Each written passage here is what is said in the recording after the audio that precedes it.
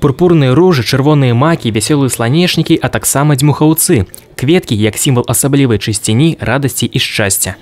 Менавіта ўсё гэта і стараліся данесці да гледачоў аўтары выставы «Жыве паўсюль прыгажосць». Цветы, они всегда радуют глаз, всегда нравится какие-то бутончик, который сначала был бутончиком, он раскрывается полностью и в конце он дает плод.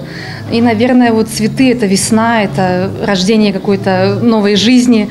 Поэтому, наверное, для каждой женщины, я думаю, для всех, это всегда улыбки, это какое-то рождение жизни. После зимы мы возрождаемся как бы заново.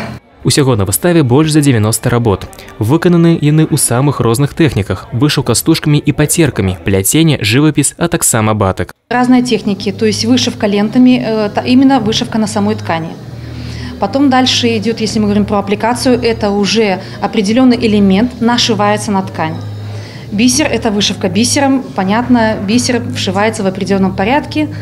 Батик, конечно, это вообще дополнительный элемент, потому что это рисуем красками по ткани. Як кажуць аўтары, у сваіх працах яны імкнуліся паказаць усю чароўную і дзівосную сілу кветак, якая сапраўды можа зрабіць навакольны свет больш добрым і цёплым.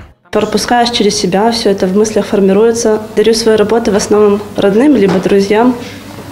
Вот, и поэтому, смотря какой случай, если свадьба, это, естественно, одно. Если день рождения, это совершенно другое. Работы, представленные на этой выставке, это история авторов этих работ.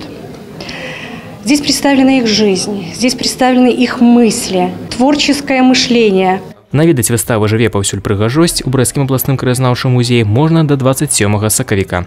Уладзіслаў Шарэйка, Юрый Плінда, тэлерадыёкампанія «Брэст».